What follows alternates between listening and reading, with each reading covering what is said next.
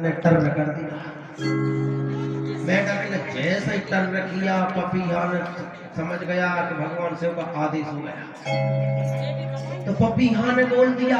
जैसे ही पपीहा बोला उसी समय महाराज इंद्र को पता चल गया। बोले पपीहा की आवाज आ गई, शिव ने आदेश कर दिया। तो उसी समय इंद्र ने वज्र का प्रहार किया, बिजली तड़कने लगी, बादल गरजने लगे। अब तो महाराज मेघों ने वर्षा प्रारंभ कर दी। अब मेघों ने वर्षा प्रारंभ कर दी, जल गिरने लगा। भगवान शिव के जो है तप कर रहे थे, उनके नेत्र खुल गए। बोले किस मूर्ख ने मेरे को आज जो है मेरे तप से आज जगाया है। उसी समय महाराज इंद्र को बुलाया। इंद्र घर आओ। इंद्र दौड़ता हुआ पहुंचा।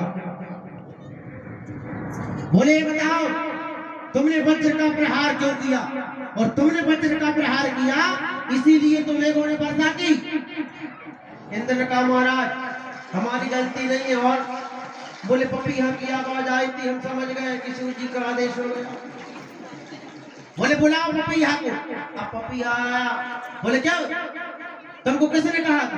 बोले महाराज हमको किसी ने नहीं कहा, जैसे ही मेढक की आवाज आई हम समझ गए आपका आदेश हो गया। बोले मेढक को बुलाओ। मेढक आया। बोले तुमको किसने कहा था? बोले महाराज हमको किसी ने नहीं कहा। बोले तुम क्यों बोले?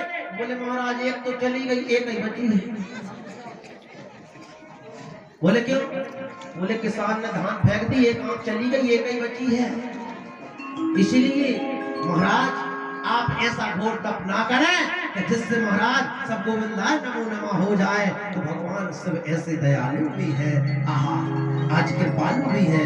तो आज यहाँ सारे देवता गए और सारे देवता जा करके भगवान शिव के सामने खड़े हो गए और कहने लगे प्रभु आप ही बचाने वाले हैं, आप ही सब कुछ करने वाले हैं, इसलिए अब हमारे इन सारे दुखों को दूर करिए।